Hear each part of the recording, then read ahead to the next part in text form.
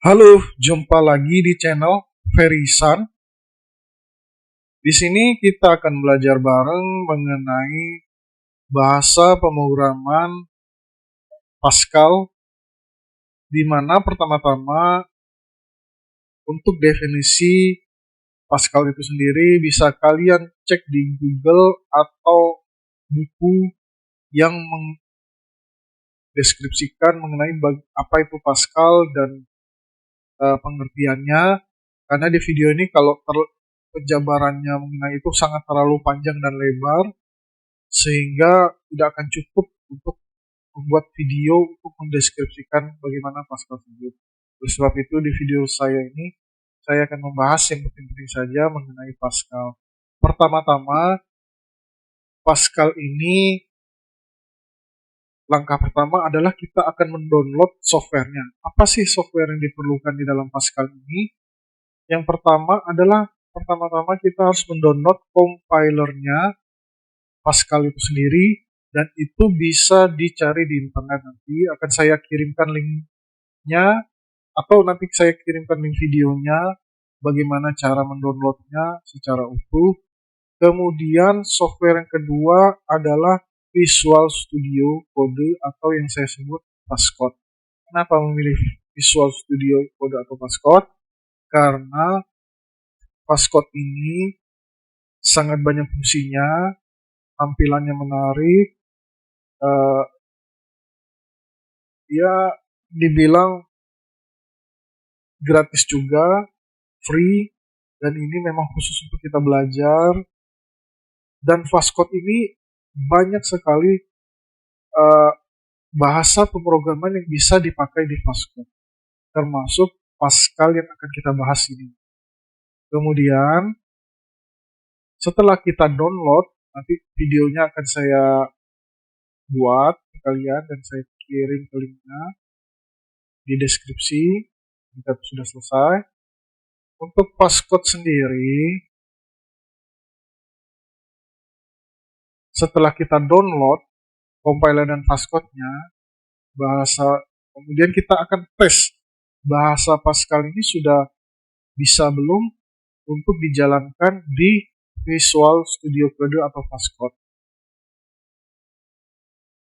Kita akan mengenal yang namanya Hello World, atau kalau saya buat di sini Hello Pascal. Fungsinya apa sih? Untuk biasanya pertama kali seorang programmer belajar coding, kemudian instalasi softwarenya dan compilernya, kemudian dia mengetesnya dengan menggunakan string. String inilah yang disebut hello world.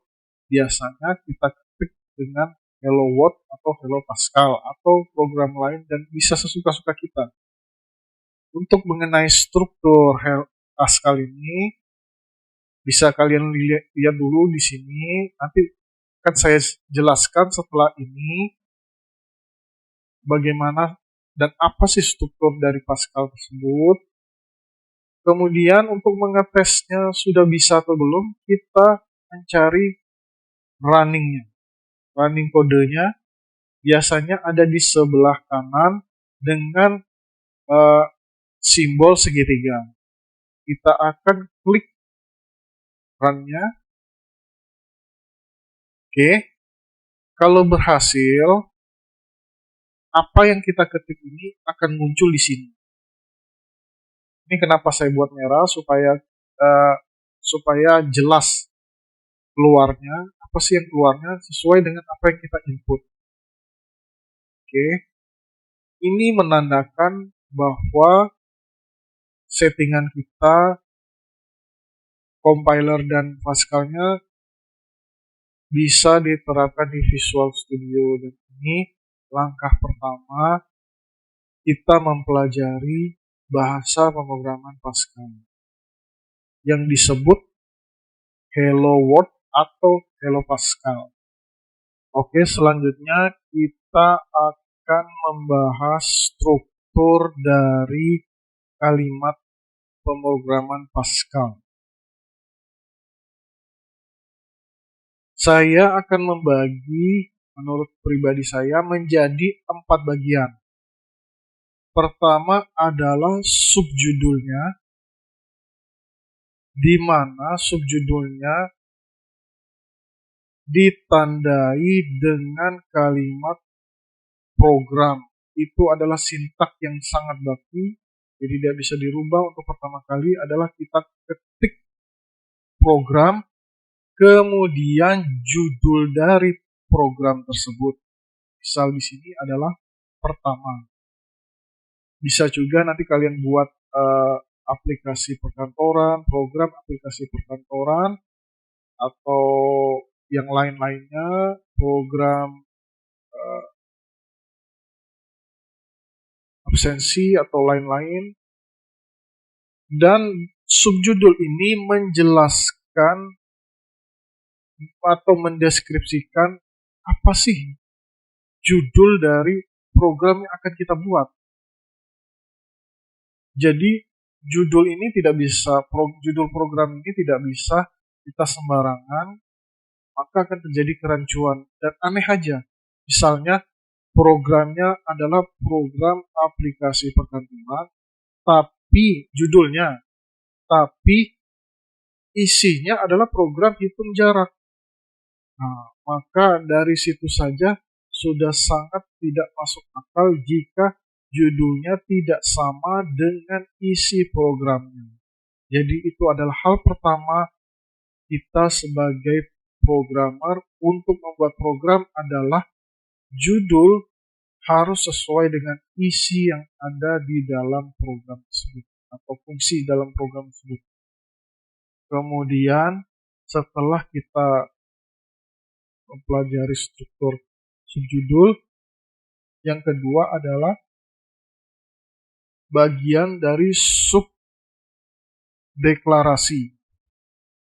Subdeklarasi biasanya ditandai dengan kalimat use. Sintaknya adalah use, kemudian CRT. Dan CRT ini sebenarnya banyak, bukan hanya CRT aja, tapi kita akan belajar itu. Kemudian deklarasi variabelnya. Biasanya bisa jadi var, integer, A, B, C, atau double, atau long. Itu sesuai dengan algoritmanya nanti kita pelajari. Nah, di situ adalah bagian dari deklarasi variabelnya. Kemudian yang ketiga adalah sub dari algoritmanya, ditandai dengan kalimat begin atau mulai.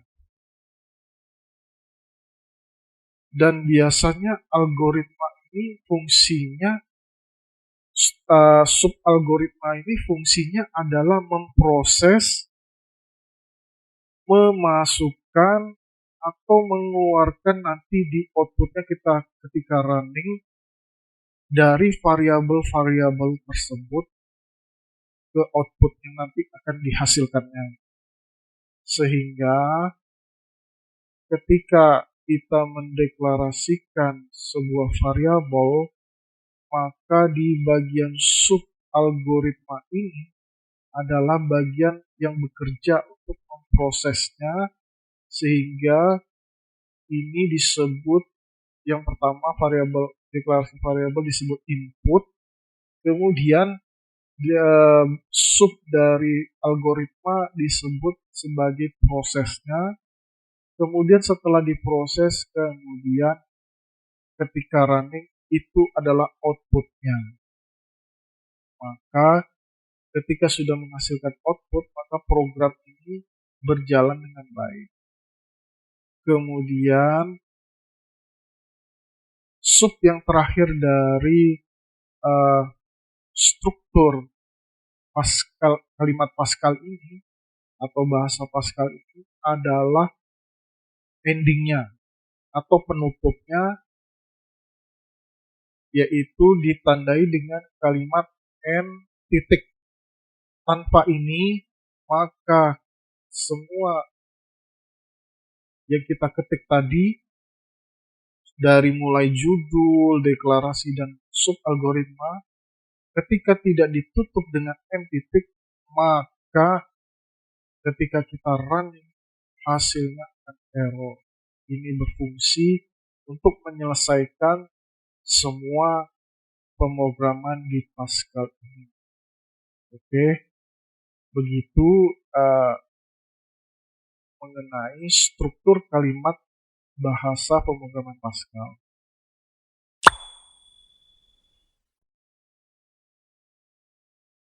Oke, yang kedua kita bahas mengenai struktur nama deklarasi, tipe data dasar, ekspresi, dan yang terakhir nilai.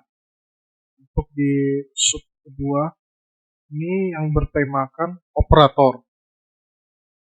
Jadi yang akan kita bahas, saya ulangi, adalah struktur nama variabelnya atau deklarasinya, kemudian tipenya, tipe data dasarnya, ekspresi, dan nilainya. Oke, kita akan membahas mengenai struktur dari nama deklarasi atau nama variabel. Oh ya kawan-kawan, di sini kita belum melakukan pemrograman dulu. Akan saya jelaskan dulu. Nanti ada waktunya di mana kalian akan mencobanya. Mencoba dari codingan, mengerti codingan, dan runningnya. Untuk sementara saya jelaskan dulu biar kalian mengerti bagaimana sih struktur-struktur dari kalimatnya, sehingga ketika kalian mencobanya kalian sudah tahu di bagian mana sih yang salah atau di bagian mana yang errornya, sehingga algoritmanya perlu diperbaiki. Oke, di sini kita akan membuat program kedua. Program keduanya, kemudian kita tetap menggunakan UseCRT, namun kita menambah variabel di sini. Tujuan dari tambah variabel ini adalah kita akan belajar mengenai struktur nama dari sebuah variabel. Kalau saya buat huruf A, X, Y, itu akan sangat mudah sekali karena tidak akan salah. Tapi bagaimana ketika struktur variabelnya adalah dua kalimat yang digabung. Misalnya di sini adalah teman baik. Maka di sini kita pakai integer. Karena data yang bersifat integer ini adalah berupa angka. Untuk ini kita hanya sampai di sini saja untuk mengetesnya. Jadi nanti membahas yang lainnya agar tidak bingung. Di sini yang kita bahas adalah struktur dari variabelnya. Di sini ada dua variabel, teman baik dan teman jahat. Kenapa ada underscore-nya?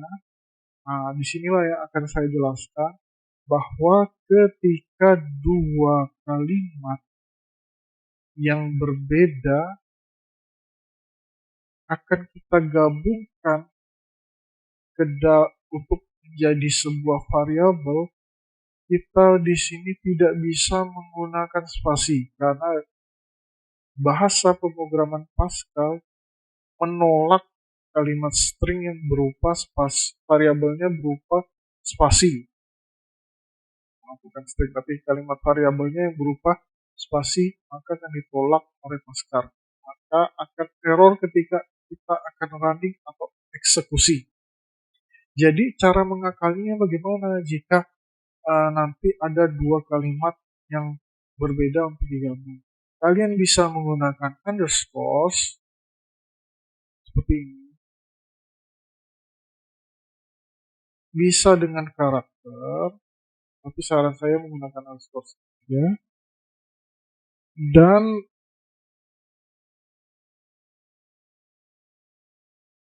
kalian juga bisa seperti ini. Digabung aja langsung teman baik atau teman jahat.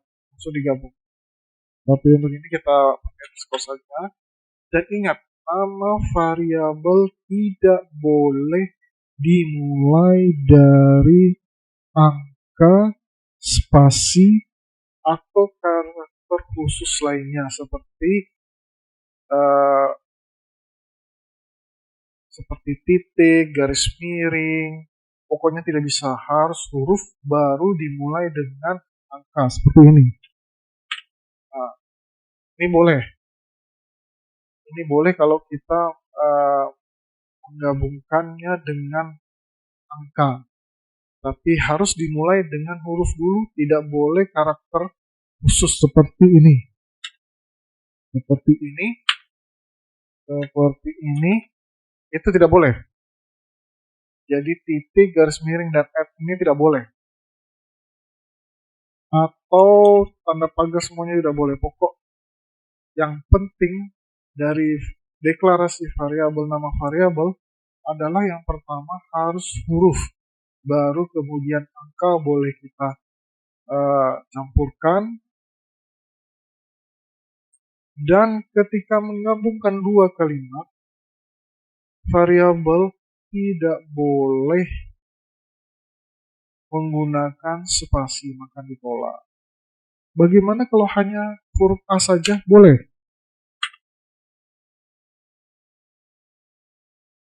Sebentar. Nah, A seperti ini boleh, jangan lupa titik 2, titik komanya jangan lupa, dan titik 2-nya. Nah, kalau seperti ini boleh, karena diawali huruf A. Tapi tidak boleh dengan angka 1. Jika kalian coba, akan error. Seperti itu. Oke, kita iseng-iseng saja. Sebentar. Kita coba ya. Seperti ini. Angka 1.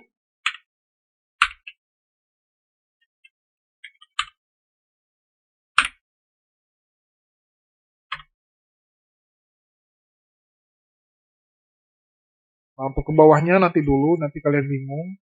Saya akan dijelaskan satu-satu. Tapi yang pertama kita akan belajar struktur dari nama variabelnya. Oke. Nah, di bagian algoritmanya kita isi.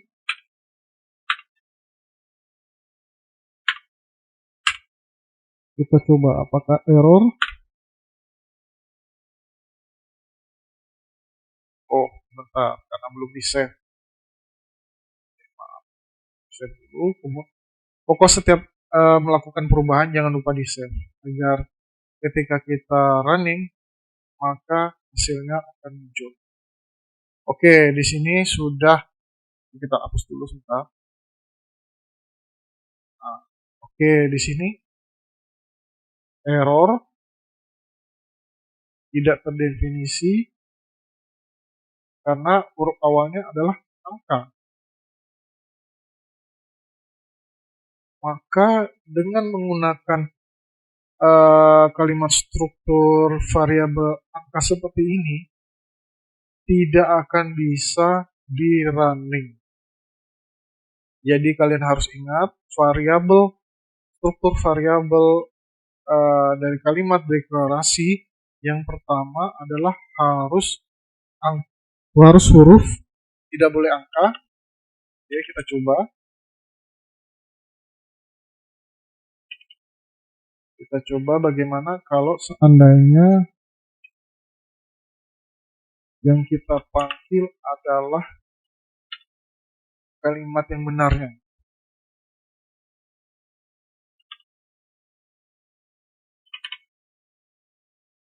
Kita save dulu, jangan lupa di save agar hasilnya kelihatan.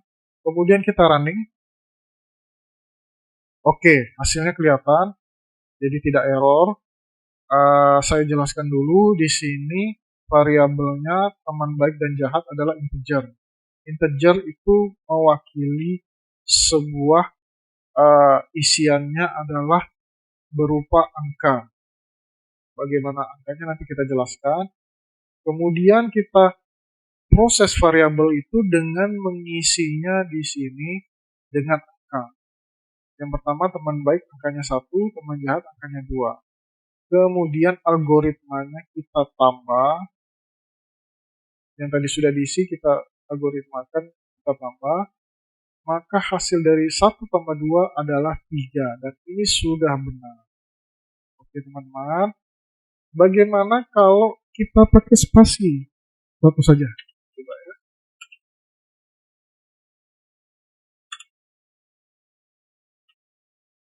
apakah berhasil. Kita save dulu. Kemudian kita running. Oke, di sini hasilnya adalah error. Artinya dua kalimat seperti ini tidak boleh dispasikan, melainkan menggunakan underscore atau digabung aja seperti ini boleh. Kita coba gabungnya.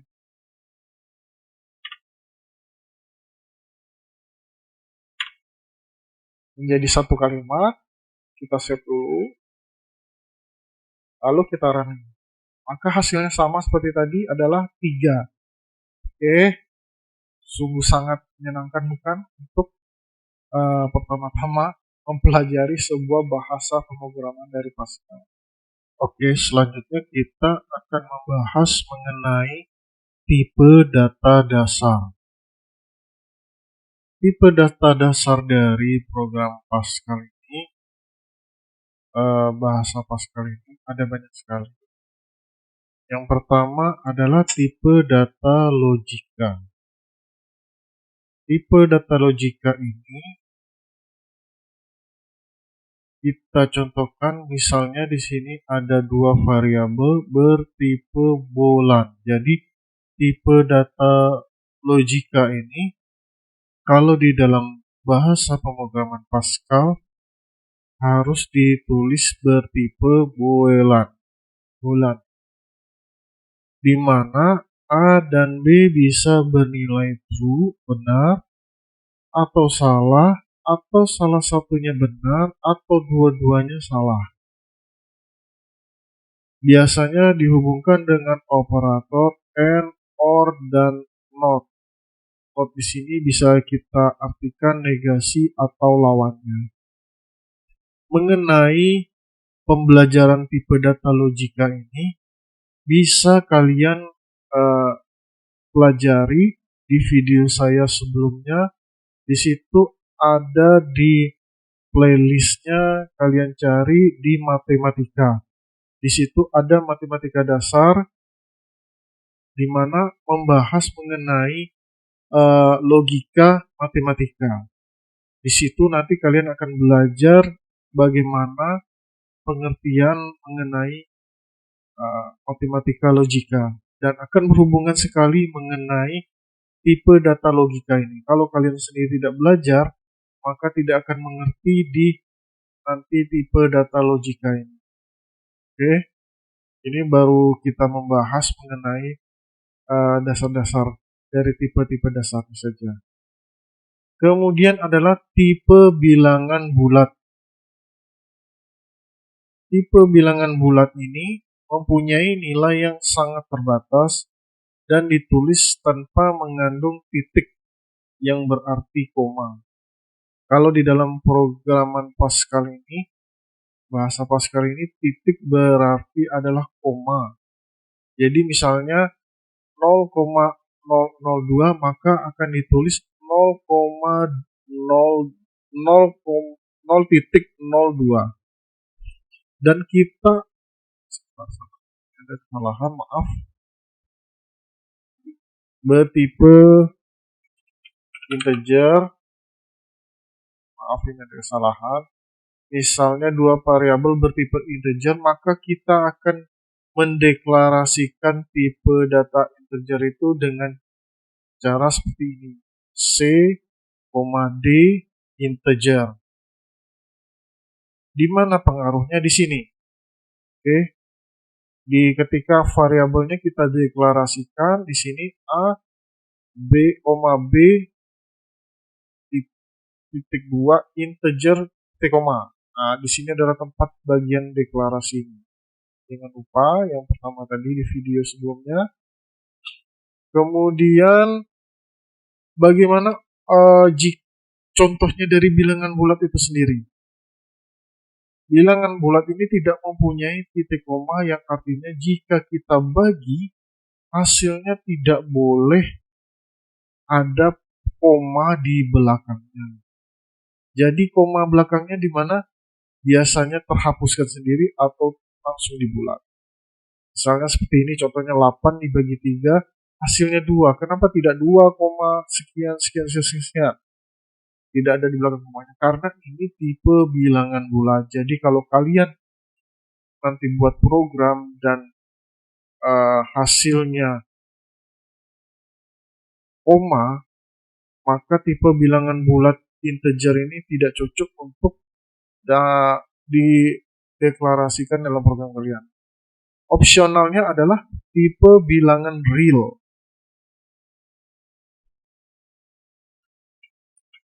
Opsionalnya adalah tipe bilangan real. Bagaimana cara mendeklarasikannya jika tipe bilangan real? Misalnya di sini ada dua variabel, di sini real. Oke, jadi real titik koma.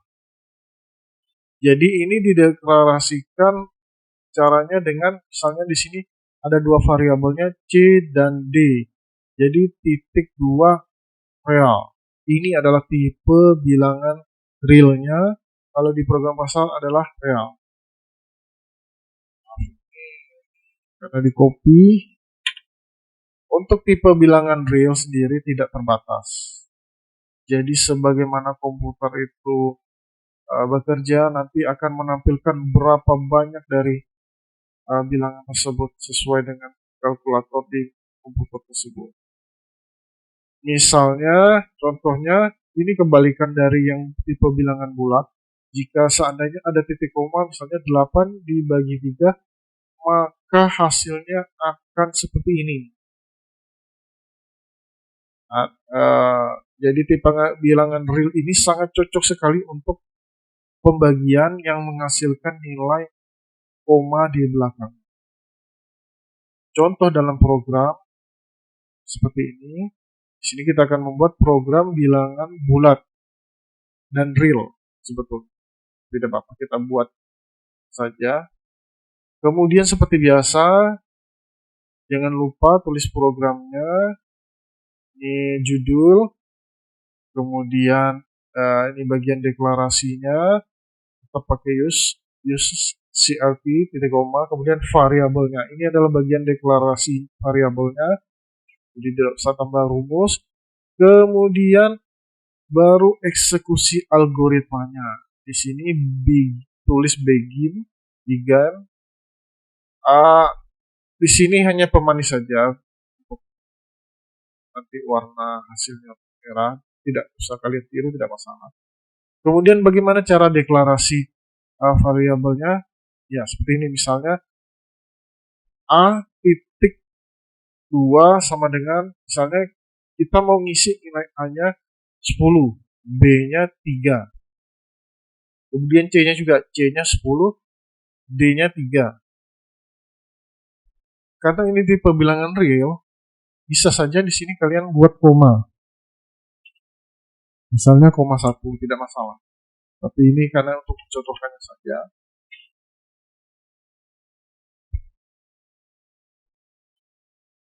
Dan tipe bilangan bulat dan real dalam pembagian ada perbedaan, nanti kita bahas setelah ini.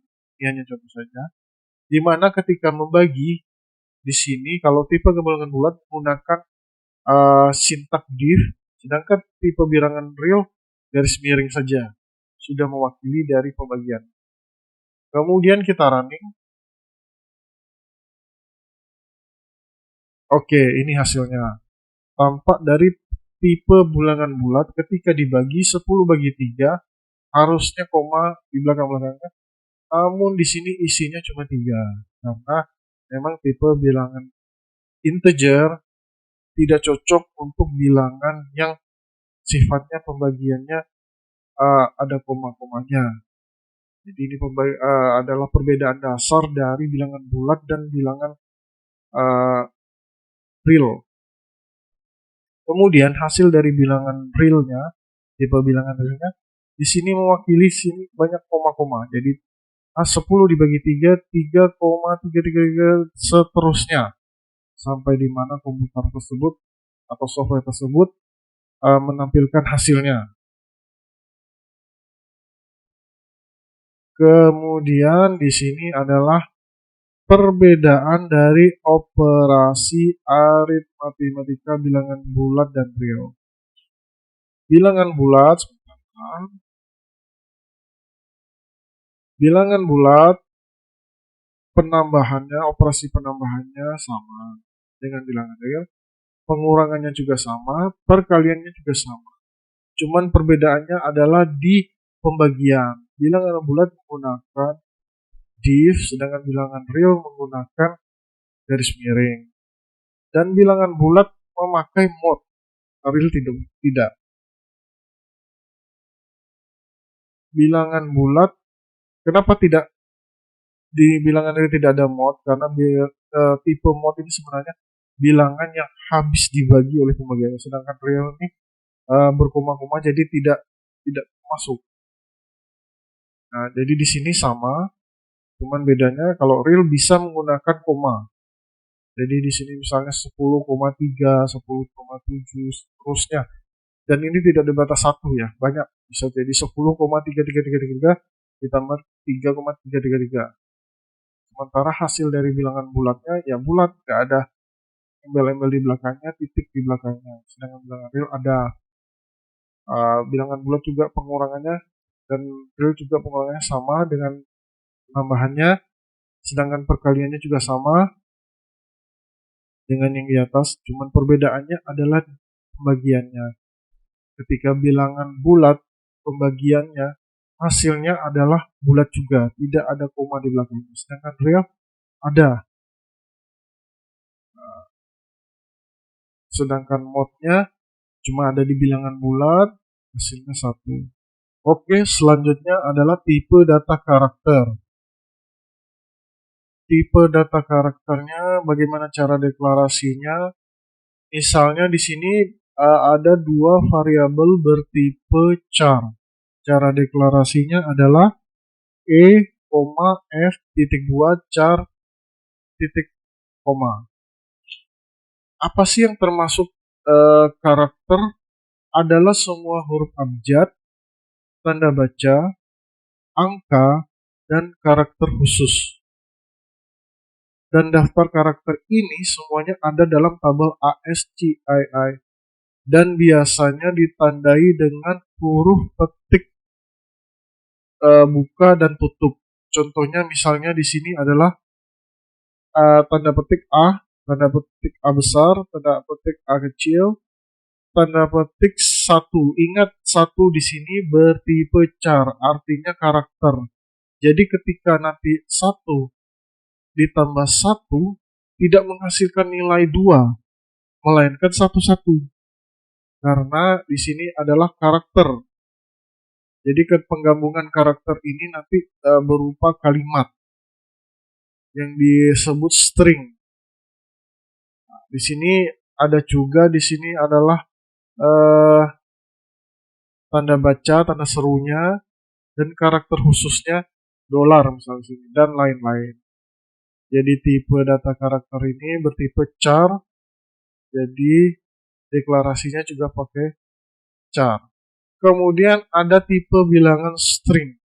String ini merupakan susunan dari elemen karakter tadi yang digabung dan dirangkai menjadi sebuah kalimat. Contohnya tanda petik, pangkal pinang. Dan kalimat ini bisa panjang membentuk kalimat lainnya. Dan juga kalimat tersebut bisa digabungkan dengan kalimat lainnya dalam dua variabel yang berbeda.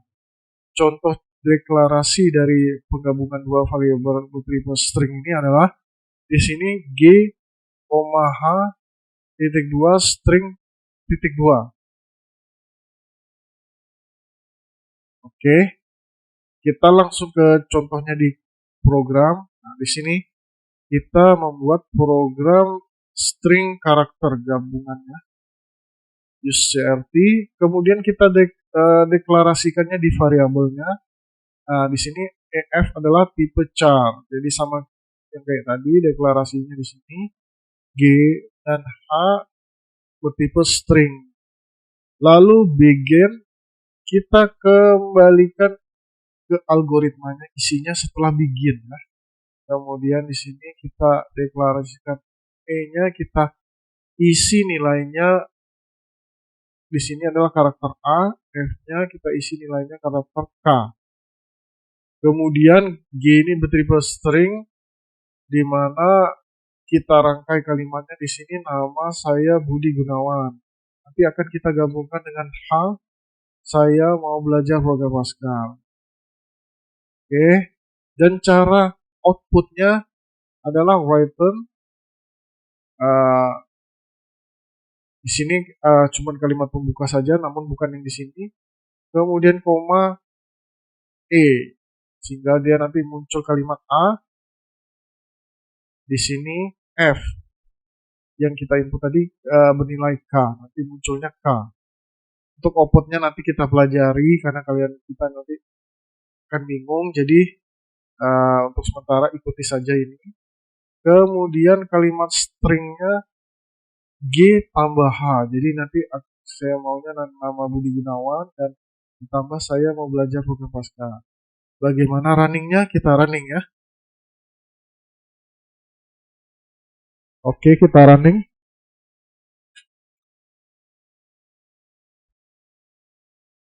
Oke, setelah kita running, hasilnya seperti ini. Karakter pertama hasilnya A, karakter kedua hasilnya K, sesuai dengan nilai yang kita input dan masukkan tadi. Kemudian kalimat stringnya kita gabung G dan H-nya menjadi seperti ini. Nama saya Budi Gunawan, saya mau belajar program Pascal. Oke, kalau kalian kurang melihatnya sebentar.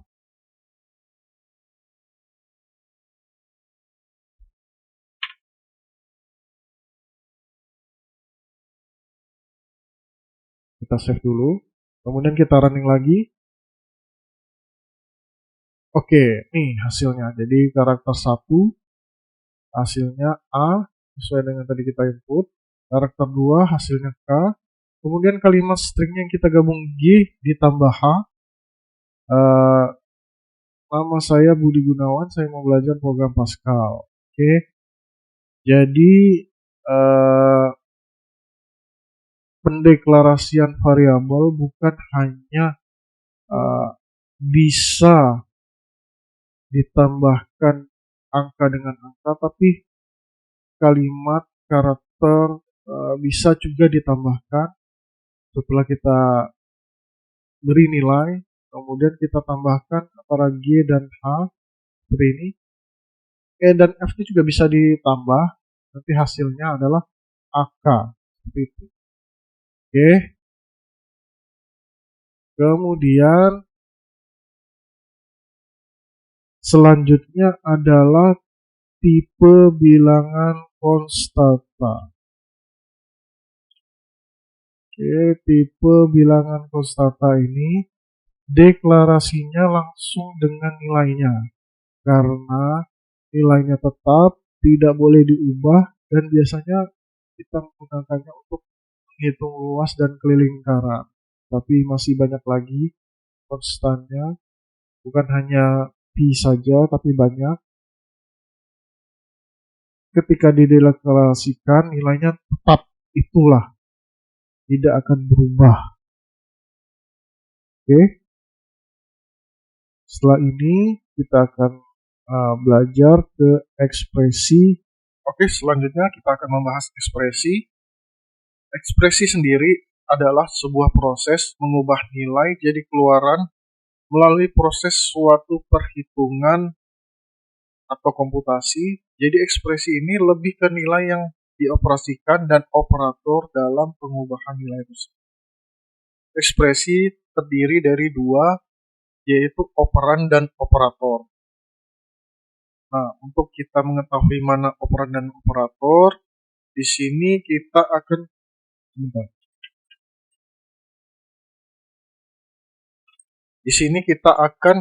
melihat contoh pada operasi numerik yang ini, Z dikali A.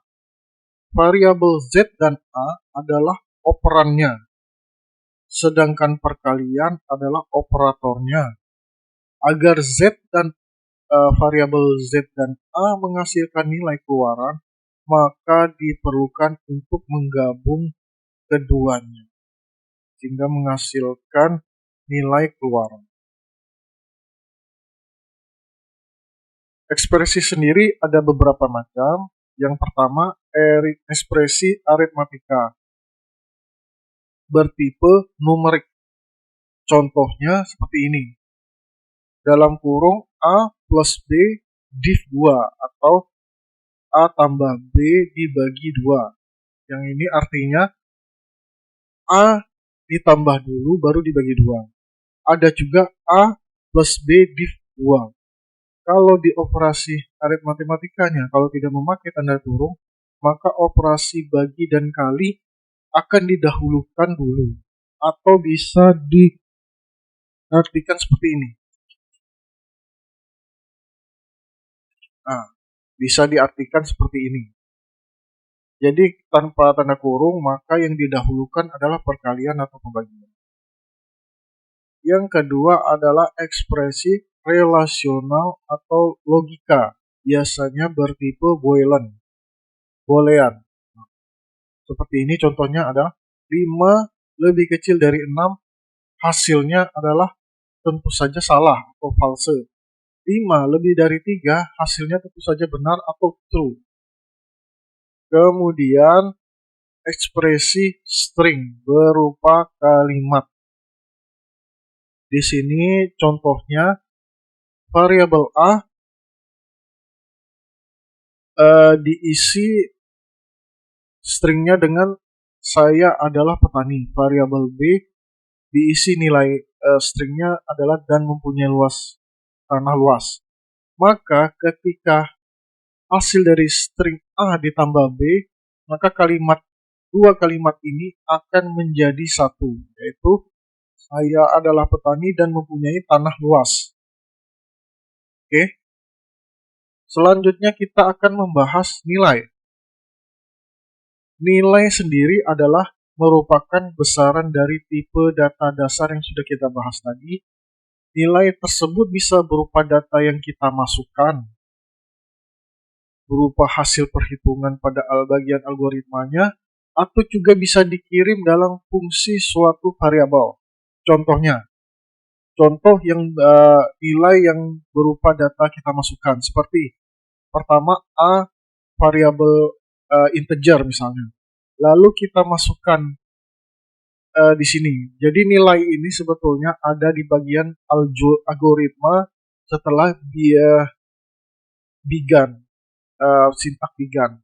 Jadi di situ kemudian variabelnya diisi nilai. Nah, nilai ini yang data yang kita masukkan ini seperti ini. Berarti A.2 sama dengan 0. Maka nilai A-nya adalah 0. Kemudian nilai juga bisa merupakan algoritma penggabungan ekspresi tadi. Ekspresi tadi yaitu proses hitung-hitungan tadi, yaitu variabel B isinya adalah pertambahan kemudian dibagi, yaitu pertambahan C dan D dibagi 2. Oke, bisa dipahami. Kemudian nilai itu sendiri juga bisa dikirim dari variabel suatu fungsi ke variabel. Misalnya, ini nih kita sudah deklarasikan nilai 10-nya, variabel A-nya adalah 10. Kemudian kita akan membuat variabel E itu sama dengan nilai A. Maka E.2 sama dengan A, maka ketika kita operasikan hasilnya sama dengan 10.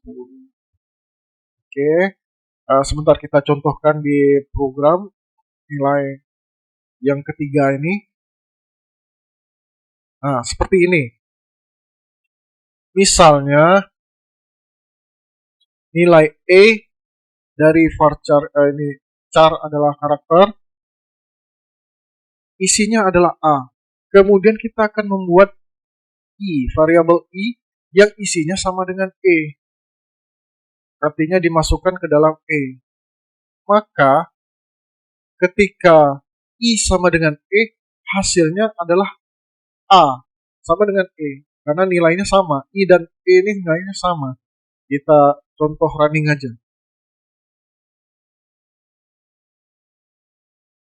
Tunggu. Sabar. Oke, ini ya. Jadi yang kedua, Ketika kita panggil E-nya, isinya sama dengan nilai A-nya. Dengan nilai E-nya, yaitu A. Jadi, kesimpulannya, begitu cara memasukkannya dari suatu fungsi ke variabelnya. Artinya, pertama-tama kita sudah memasukkan nilainya ke A, kemudian kita akan menyamakan variabel E-nya dengan nilai A, maka akan sama-sama nilai 10. Kalau di sini karena kita pakai varchar, maka hasilnya sama dengan A, karakter A. Oke, selanjutnya nilai tersebut mempunyai atau di-input dari suatu perangkat input yang biasanya adalah keyboard. Untuk memasukkan nilainya, saya ulangi, kita harus memiliki perangkat input namanya keyboard. Apakah bisa tanpa ini? Bisa saja.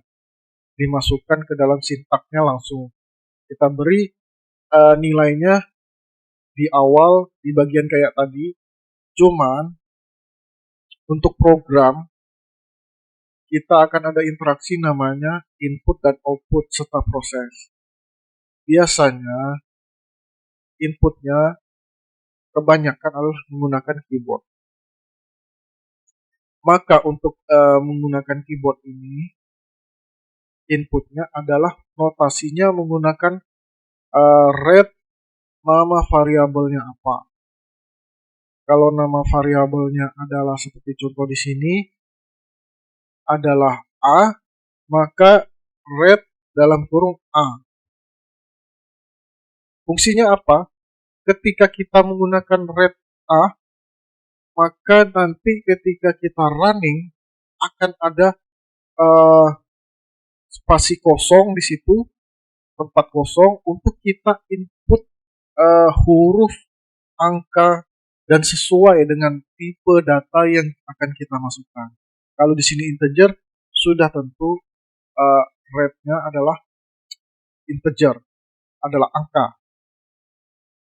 Dan ketika variabelnya bertipe string, nama variabelnya adalah nama, maka yang kita masukkan di sini read dalam kurung nama. Jadi paling gampang sekali ketika kita ingin menginput, memberikan hak input ke dalam suatu program adalah dengan cara menggunakan notasi ret nama variabelnya apa. Nanti kita akan contohkan di program Pascal-nya. Kemudian satu paket adalah outputnya. Output ini adalah berfungsi menampilkan data input yang kita proses tadi melalui biasanya layar monitor. Kemudian setelah ditampilkan ke layar monitor, maka hasilnya bisa kita lihat ketika kita akan running tadi. Dan notasinya biasanya adalah write dalam kurung nama variabel. Sama seperti kita read tadi, inputnya. Write juga dalam kurungnya itu dimasukkan nama variabelnya. Sebagai contoh seperti ini. Variabel A bernilai 20. Maka keluarannya, cara penulisannya, write A. Maka hasil yang di layar adalah sudah pasti 20.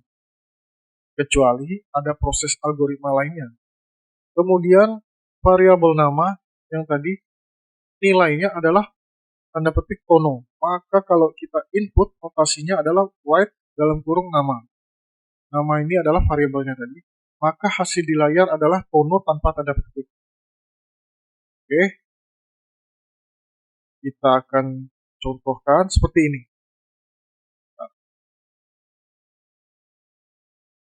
Program output inputnya, kemudian kita ketik use CRT.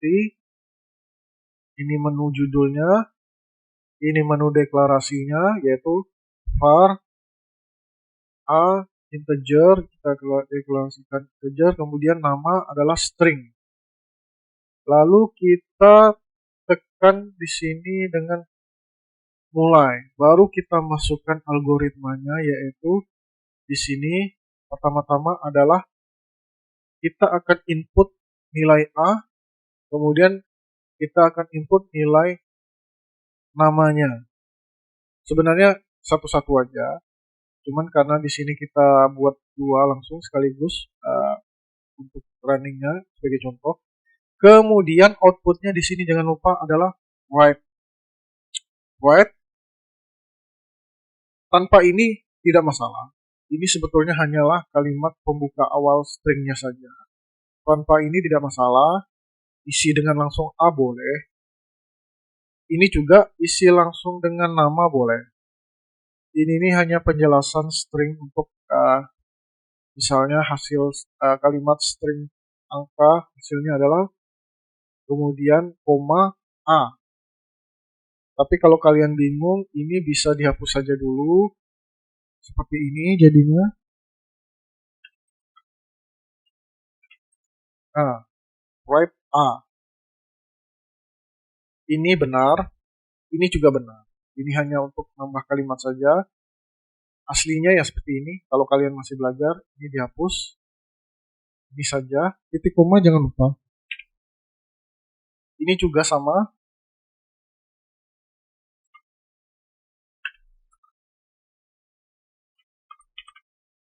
Write nama.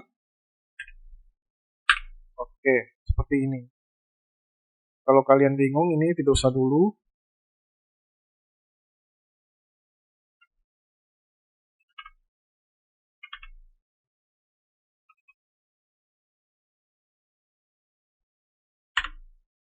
Oke.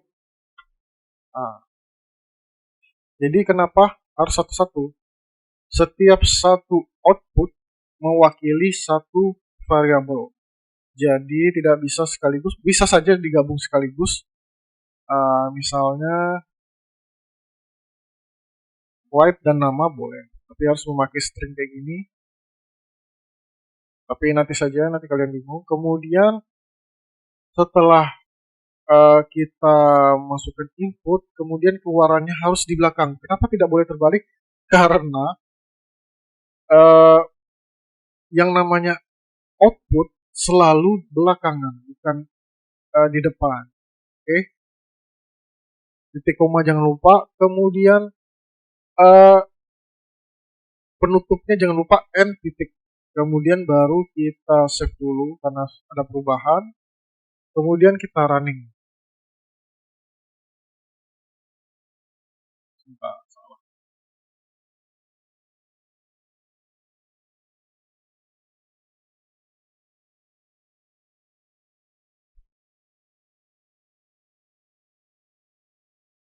Sebentar ya.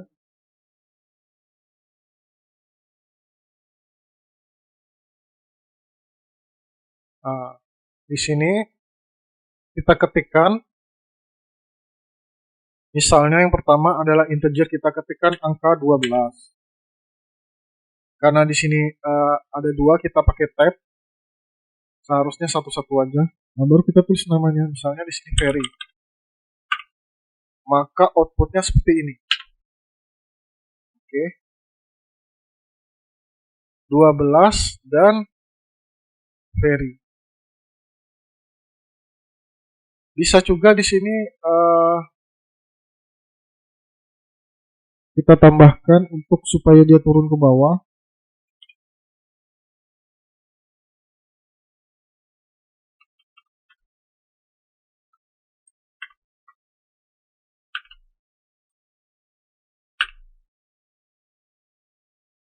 Oke, seperti ini.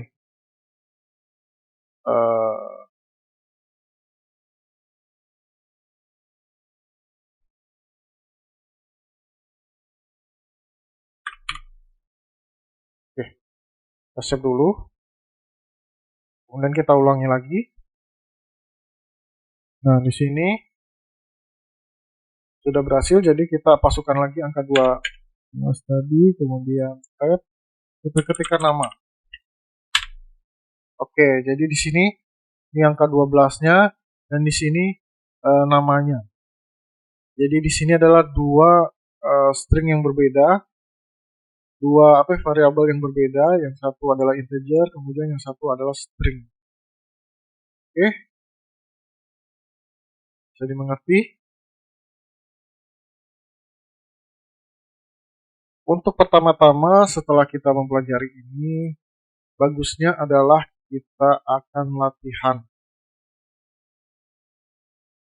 Di mana latihan ini untuk melatih bagaimana kita membuat memahami ilmu ini dan bisa membuat program sederhana di awal.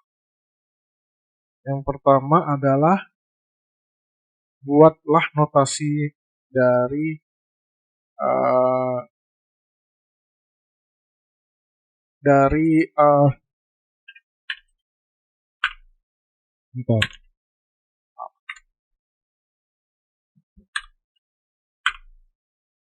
buatlah notasi ini atau praktekkan ke dalam Pascal, kemudian runningkan ini.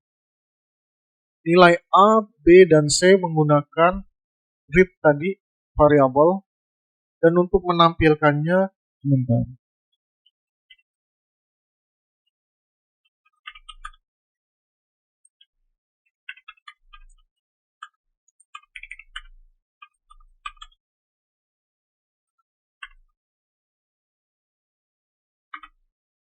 Dan untuk menampilkannya menggunakan write variable. Oke, jadi untuk melatih pemahaman kalian untuk di awal ini untuk codingnya, teman-teman kalian buat notasinya I sama dengan A dikurangi D dibagi 3AC. Oke, jadi rumus ini cukup lumayan rumit, kompleks, tapi saya yakin kalian bisa membuat program ini, kemudian kalian runningkan. Semoga berhasil. Nanti di video selanjutnya kita akan membahas latihan ini. Kemudian buatlah program lagi dan runningkan dengan cara mendeklarasi A, B sama dengan integer. Kemudian bagian algoritmanya adalah kita kasih A nilainya 10. Yang ini tidak perlu menggunakan read karena ini sudah langsung kita tentukan nilainya. Kalau yang ini, yang nomor 1 kita menggunakan read karena nilai A, B, dan C-nya belum ditentukan. Yang kedua, nilai A, B-nya sudah kita tentukan, deklarasinya adalah integer, algoritmnya pun sudah saya tentukan, yaitu pertama A adalah 10, B sama dengan A ditambah 10. Outputnya adalah A tambah B, hasilnya harus nilai 10. Jadi ini tak perlu dibahas lagi nomor 2. Kalau nilai 40, program kalian bernilainya 40, itu sudah benar. Kalau yang lain berarti salah. Kalau nomor 1 nanti kita akan bahas di video selanjutnya. Oke, untuk tugas untuk video ini harus kalian coba, karena apa? Teori kalau tidak kalian coba tidak akan ada hasilnya.